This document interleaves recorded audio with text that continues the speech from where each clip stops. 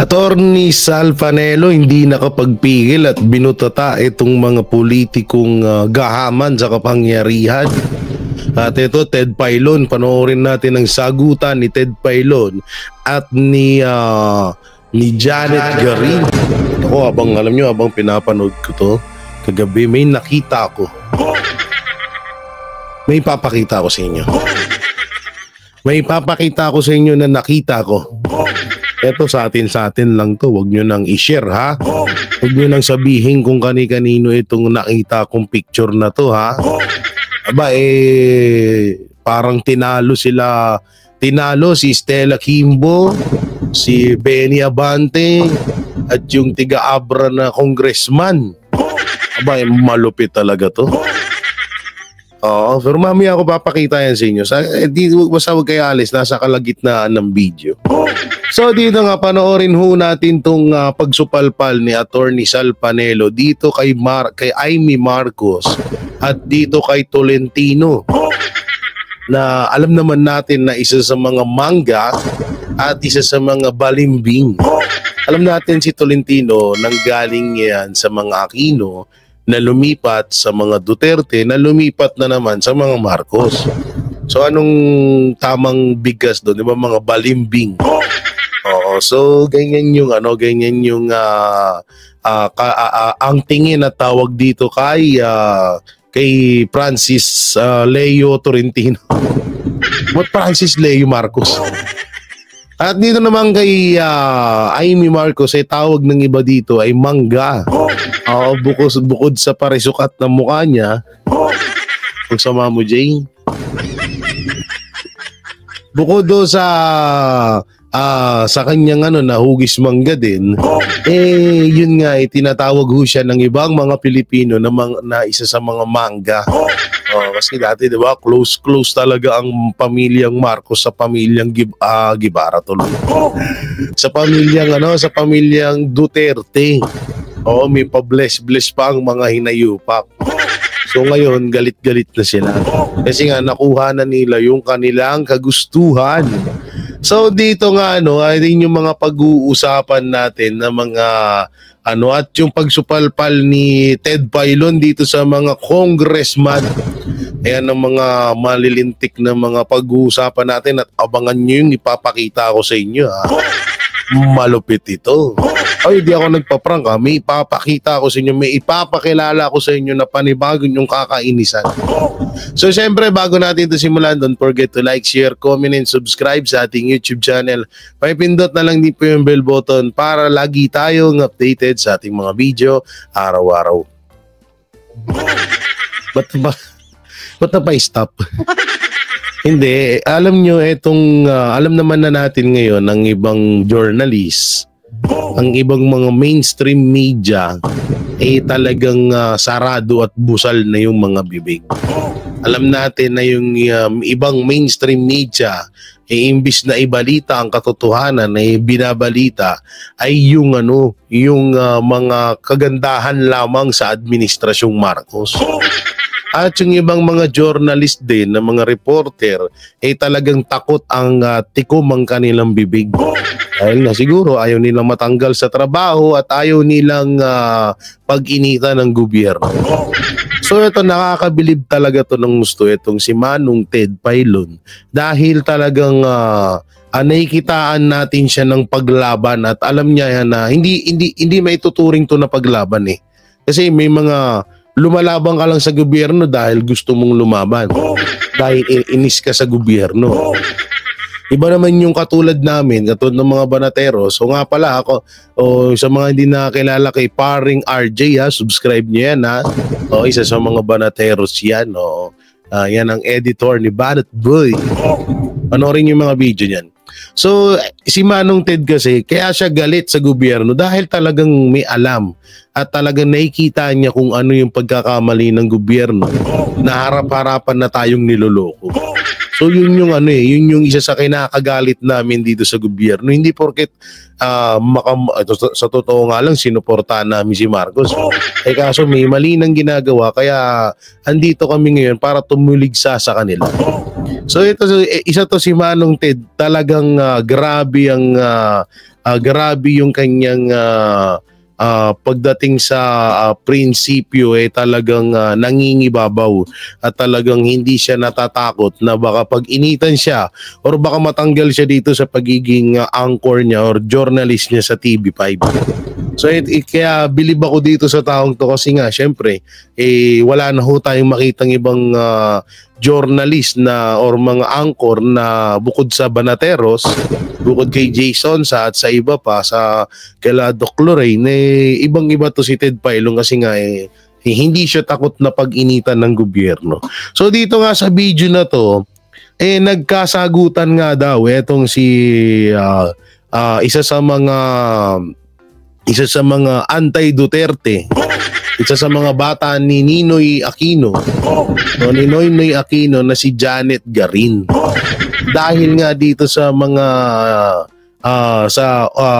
iurong ng DOJ ang kaso ng Denbaksya ba to? Tatamang basa rito.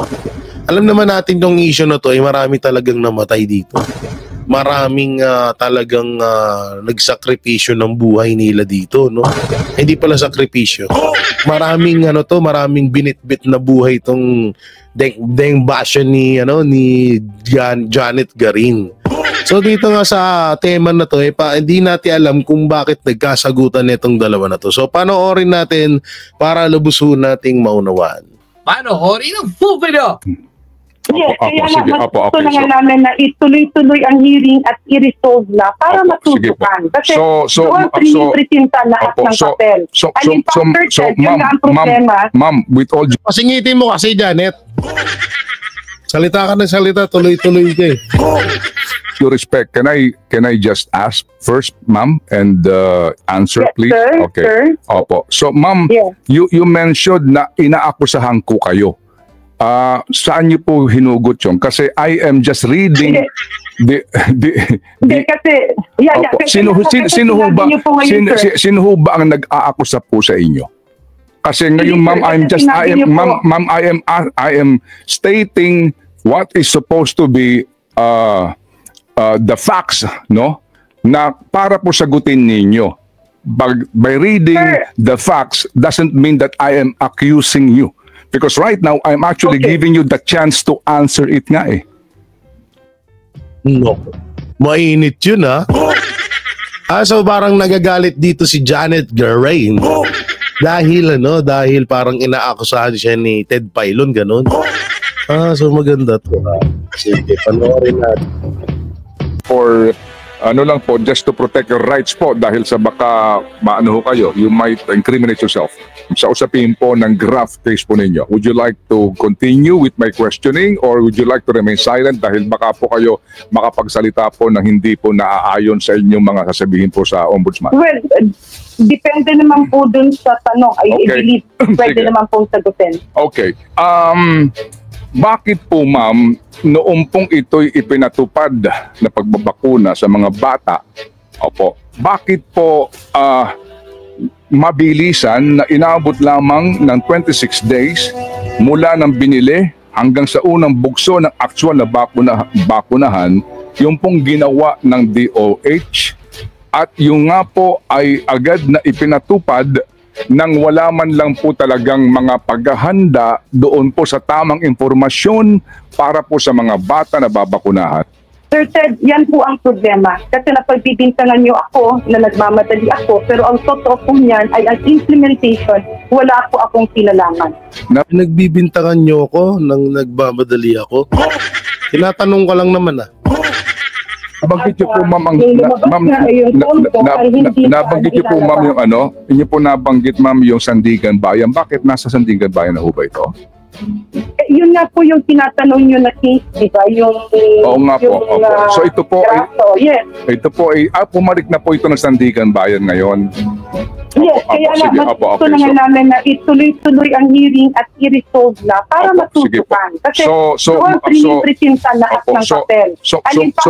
Yun nga ang problema. Ma'am, with all due respect, can I just... Kasi pagbabae talaga yung nasusukol sa kagaguhan, ganito yung Laging ganito yung parang ayaw magpapigil yung bunganga. Diba sa dalawa, bungangaan nyo. Gago! Sorry. Get tuloy. Ask first, ma'am, and answer, Yes, please. sir, Okay. sir. Opo. So, ma'am, Yes. you mentioned na inaakusahan ko kayo. Saan niyo po hinugot yun? Kasi I am just reading Hindi kasi, Opo. kasi Sino ho ba sinabi niyo po ngayon, sir. sino ho ba ang nag-aakusa po sa inyo? Kasi ngayon, Hindi, ma'am, sir, kasi sinabi niyo po- ma'am, I am stating what is supposed to be the facts, no? Na para po sagutin ninyo. By reading Sir. the facts doesn't mean that I am accusing you. Because right now, I'm actually Okay. giving you the chance to answer it nga eh. Narinig ko po ang sinabi niyo. Kayo, in-implement yun ng mabilisan, walang preparasyon. And that's why I was saying na hindi po ako ang actual implementation. As Secretary of Health, hindi naman ikaw yung bumababa to implement it. We know, ma'am. Oo. Pero sino ba ang lumapit doon sa PCMC? Hindi, ayun po ay ayon dun sa meeting na nangyari. At even before, no, yung sa measles and mumps na bakinahan, yung nagkaroon nga ng parang expansion no, at Ito yung hirap pag nasusukol na no? Yung tipong, yung parang corner ka na. Corner ka na, tapos wala ka nang maidahilan. Tapos parang gagawin mo, gusto mo magpa-power effect na, parang inuhusgahan, huwag nyo agad ako husgahan ng ganun. Huwag nyo muna ako husgahan ng ganito, ganyan.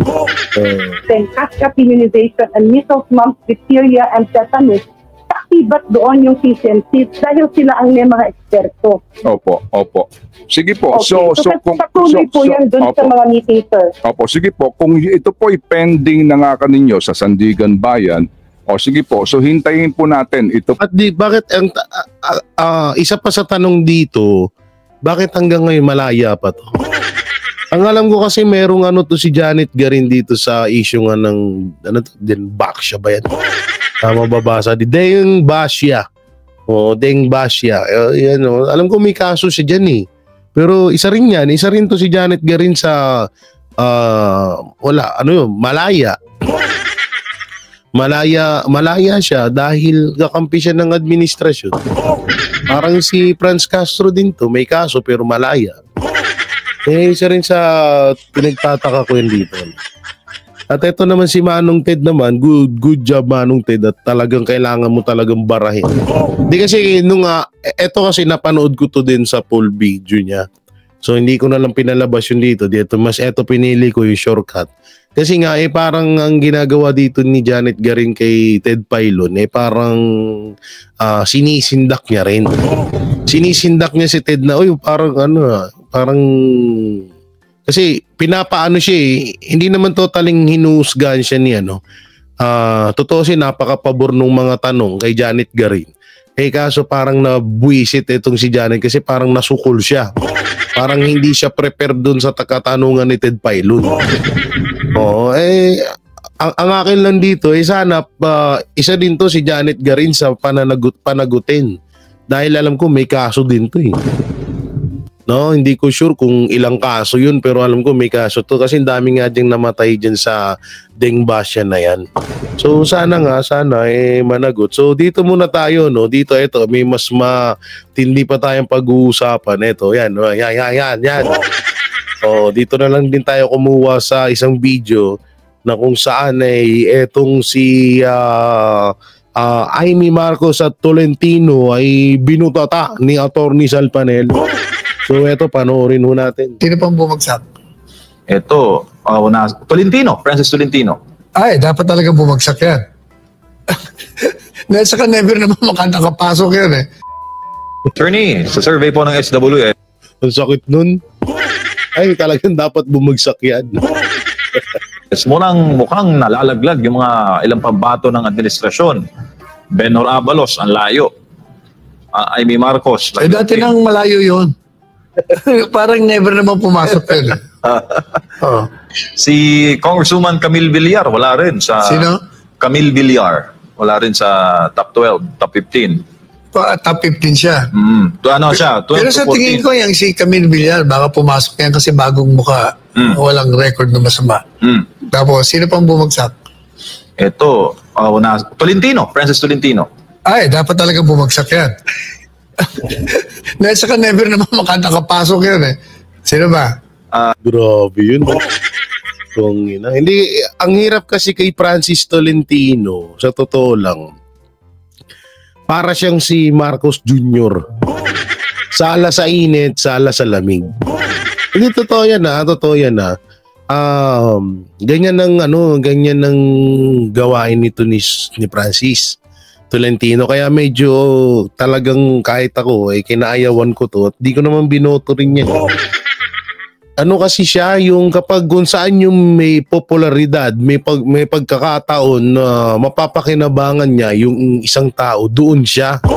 Isa sa mga pinakapangit na isa sa mga pinakapangit na gawain ng isang tao. Na kung kailan lang ikaw may pakinabang doon sa tao na yon, doon ka lang niya makikita at makakasama. Pero pag oras na ng gipitan, wala ka na. Kaya nga yung sinasabi ni Senator Robin Padilla na napakaganda ng isang gawain ni Pastor Apollo Sikibuloy na hindi niya iniwan sa oras ng kagipitan si Pangulong Duterte. No? Ayun yung isa sa mga para din sa akin, isa sa mga katangian ng isang tumatakbo bilang kung saang manghanay ng gobyerno ang kanyang itinatakbo. No? Alam nyo, napakaganda nung ganung mindset dahil doon pa lang talaga may kitaan mo ng prinsipyo at may dignidad ng isang tao. No? Pero kung katulad ka ni Francis Tolentino na nandiyan ka lang pag may kailangan ka, nandiyan lang pag popular yung tao, may kita ka dyan, pero kapag wala ka ng lakas, wala ka ng kapangyarihan, lalayasan ka, pangit ho yun. At ang tawag po doon ay balimbing. Gago! No, kaya talagang ayoko.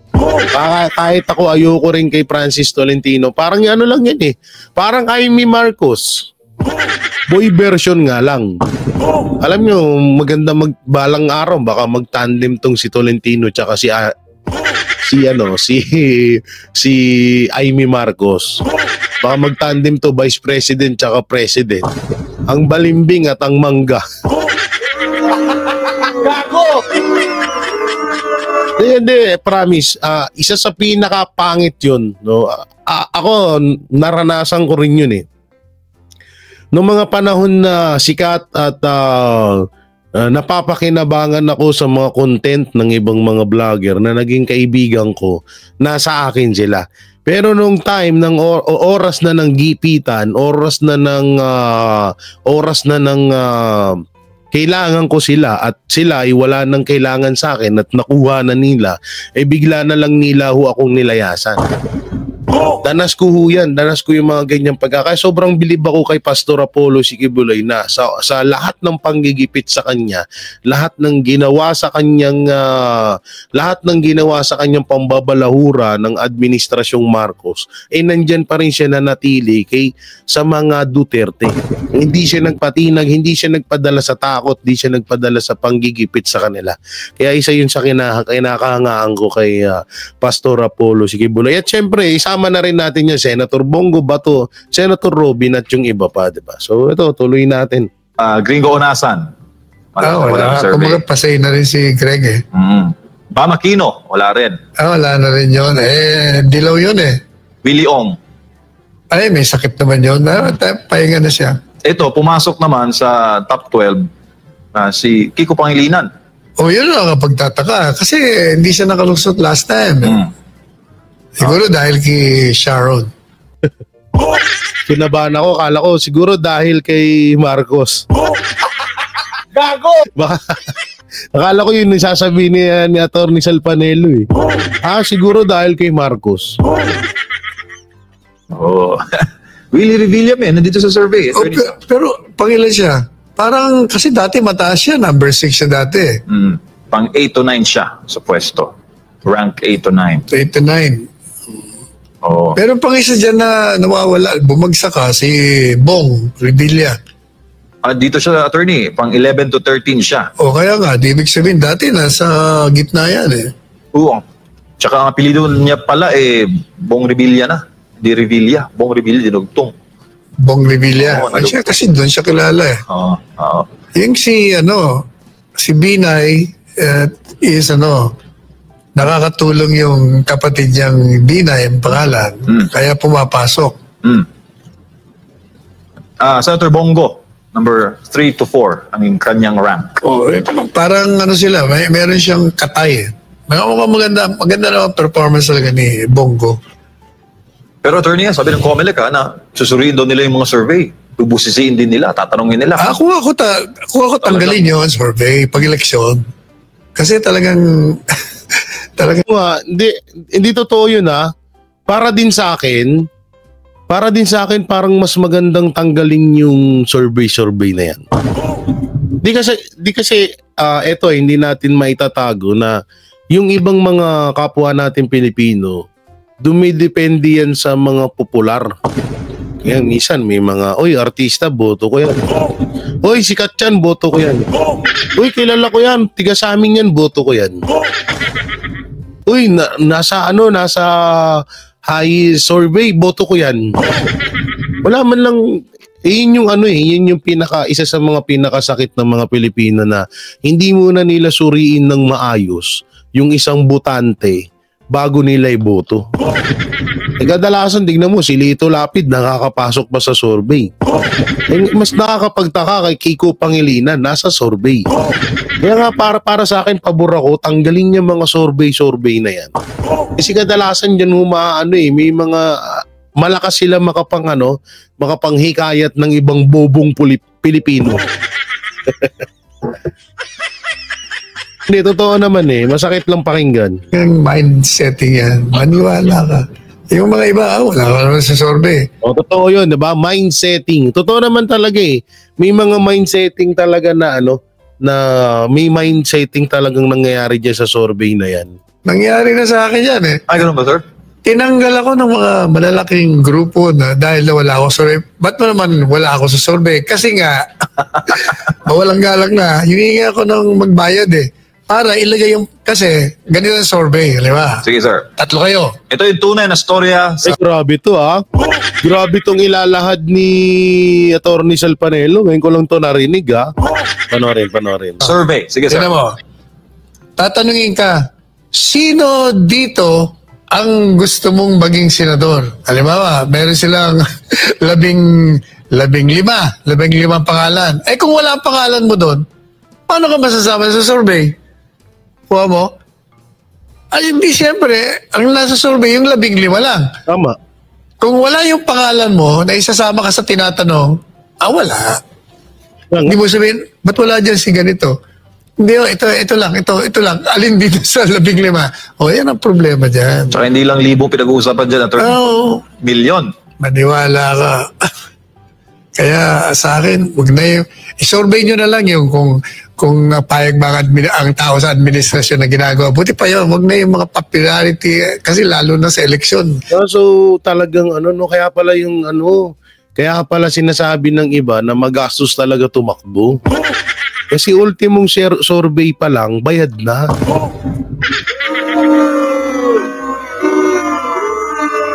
So halimbawa, may isang tumatakbong senator.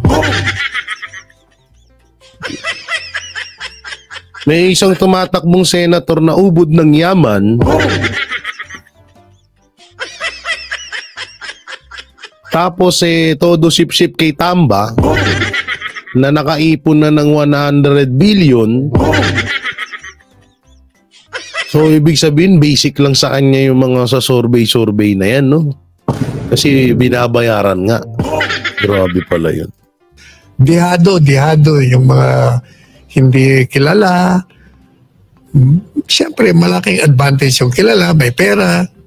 Pati nga yung ewan ko totoo ba na pumayag ang COMELEC na yung mga kandidato pwedeng gumamit ng vlog? Parang yun yung una nilang desisyon Mali yun.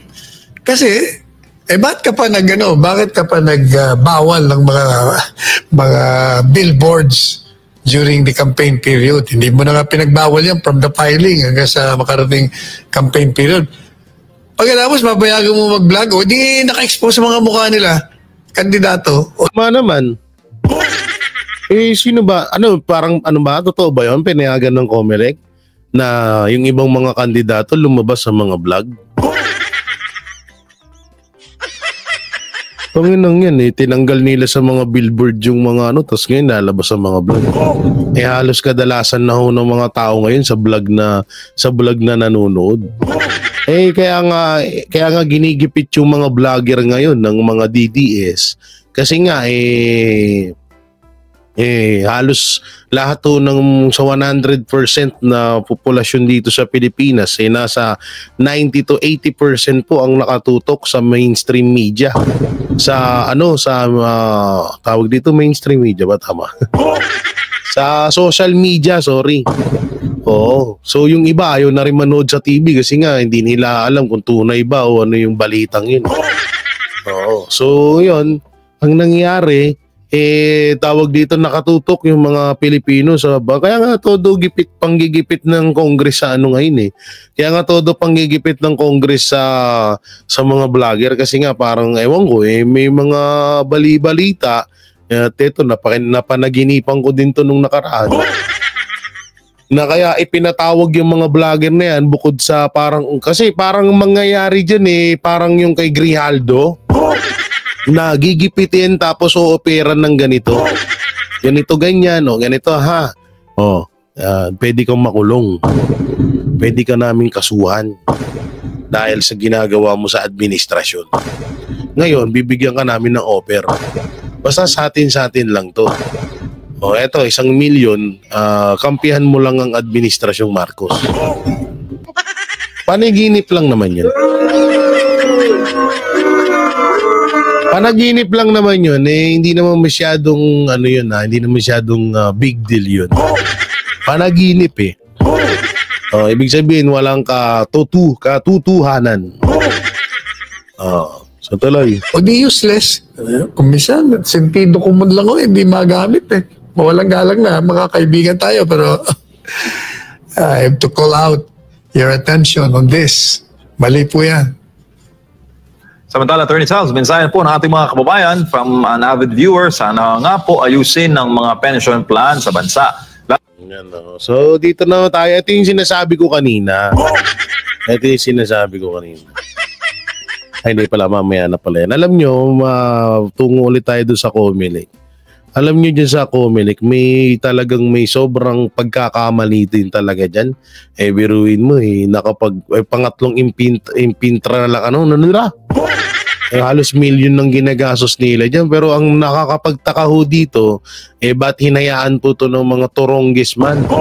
Bakit hindi nila sinisilip itong halos 150 million na ginastos sa mga balota na nabasura lang? Ewan ko di natin alam bakit ganun Pero yung 25 million na confidential fund ni BP Sara halos inaraw-araw na nila. Halos sinama pa nga nila sa higaan nila. So eto na nga, may papakita na nga ako sa inyo na tinalo si Kimbo, tinalo si Benny Abante. So eto, panoorin natin to. Ay grabe to Ay grabe talaga. Oo. Nakikita nyo ba? Lakihan natin Yan. Mas malaki pa. Mas maganda, mas malaki. Yan. Yan may kita nyo rito. Ay etong si Congressman AJ Advincula. Hindi ko alam kung siya ay ipinanganak bang ubod ng yaman. Ipinanganak ba siyang may kutsara at tinidor na gigintuin? O sadyang yumaman lang siya dahil sa pagiging congressman? Hindi natin alam kaya nga tayo ay nagtatanong mo. Kaso dito kasi, ito yung isa sa mga patunay katulad nung sinabi ni PRRD or ni dating Pangulong Rodrigo Roa Duterte dun sa Senate hearing na kung saan sinabi niya na Yan ang hirap sa mga politiko. Pagpasok, seko ang relo. Paglabas, naka Rolex na. Pagpasok, ang sasakyan, Pajero. O mga mumurahing sasakyan. Paglabas, naka Lamborghini na. So, eto yung isa sa mga patunay dun. Grabe to. Hindi ko akalain na may tumalo sa kanila. Pero itong relo na to, pangarap ko to eh. Ito. Kaso mahal yun, 1 million no. Rolex GMT Master 2 Batman. Pangarap ko na relo yan pero malayo yan sa katotohanan. Pangpagawa ko na lang siguro ng bahay yung 1M na yan. Sa ibili ng relo. Tapos dito meron siyang Patek Philippe Aquana Travel Time na nagkakahalaga ng 6.5 million pesos. Grabe namang mga relo to. Parang ang sarap-sarap. Hindi, alam nyo ito, updated po ako sa, alam nyo yun, yung palabas nila paring Hive. Yan, na nagbebenta ng mga Rolex. So alam ko talaga yung mga presyuhan ng relo ngayon. So eto po ay legit po talaga ito. Na tingnan niyo po, grabe oh. Eto Rolex, pangarap ko itong Rolex GMT Batman na to eh. Kaso 1 million eh. Tapos etong 6.5 million na Patek, talagang alam po nating mahal yan. At dito sa taas, eto yung pinakamalupit. No, meron siyang Rolex 2024 pre-owned Rolex Daytona luxury watch na nagkakahalaga ng 3.5 million pesos. At ito ang pinakamalupit. Ito yung talagang hindi mo kayang i-afford. Hindi mo kayang kahit bali-balik na rin mo ang mundo, hindi mo kayang bilhin to. Tinalo pa si Benny Abante. Ito na merong nagkakahalaga ng 20.6 million pesos. Relo pa lamang ho yan. At itong relo na to ay si Richard Miles Luxury Watch. Ito po ay congressman ng Imus Cavite, kung saan tiga dyan si yung tropa natin. Mumuntik ko na mabanggit. So dito may kita natin, grabe no. Ang tindi naman nito, tinalo sila Kimbo. Tinalo sila Benny. Relo pa lang to paano pa yung mga nito? Paano pa yung mga sasakyan? Paano pa yung mga tawag dito, yung mga bahay, yung ibang ari-arian. Puta na, pinakamura niya yung pinakapangarap ko pa. Yung pala, may mas mahal pa dun. Grabe. Tindi ng korupsyon ngayon, no? Ito nga po pala ay post ni Doc Lorraine Badoy. Yan, no? Post po ito ni Doc Lorraine Badoy. Doon ko lang po ito nakita. Parang Hive, pero grabe ha. Sa public talaga sinuot. Ayan. So, sobrang tindi ho ng hindi ng mga politiko ngayon, no? Kung kalahin mo yun, 20 million, relo pa lang yun. Samantalang tayo, pag nakahawak tayo ng 100K, halos parang binuhos na sa atin lahat ng swerte. Gago! Ha? Tapos sila yung 20 million, bibili lang ho ng relo. Kailan kaya magkakaroon ng ganung pera? Kasi pag nagkaroon man ako ng 20 million, papagawa ko ng bahay, yung lola ko, papagawa ko ng bahay yung mama ko, tapos papagawa rin na rin ako ng sarili kong bahay. Siyempre, nangungupahan lang tayo. Hirap mangupahan, mahal-mahal ng upa, taas-taas ng kuryente. Maabot ng 6,000 bill ko sa kuryente. Tapos yung upa, 6,000 din. Lilipat pa ako ng malaking bahay ngayon na nasa 12,000 per month. Paktay na. Gago! Kaya sabi ko, kung magkakaroon man ako ng 20 million pesos, tapos makakabili pa ako ng isa sa mga dream bike ko na XADB. Naku po! Gago! Diba? Tangina, kaso mo, malabo tayo doon. Pero ako naman kasi yung tao, kontento ako sa anong meron ako. Yun yung pinakamahalaga sa lahat. Maging kontento ka kung anong merong buhay ang meron ka. Ang importante na pag papakain ko yung pamilya ko, yun, masaya na ako doon at talagang healthy sila yun. So yun mga banateros, mga kabiyaya, anong maiko-komento nyo sa mga napag-usapan natin, comment nyo lang po dyan sa baba. Siyempre, don't forget to like, share, comment, and subscribe sa ating YouTube channel. Pipindot na lang din po yung bell button para lagi kayong updated sa ating mga video araw-araw. At pakipollow na rin po ang ating Facebook page, si J. Guevara TV. Nandiyan po sa description ng link. So yun, maraming salamat. Ingat po kayo palagi. God bless and peace and bye-bye. Yan ang banateros, walang inuurungan. Pag tama palakpakan, pag mali ay babanatan. Yan ang banateros, boses ng ordinaryong Pilipino. Banateros ay walang makakaawan. Walang inuurungan, banateros ay tinutulungan.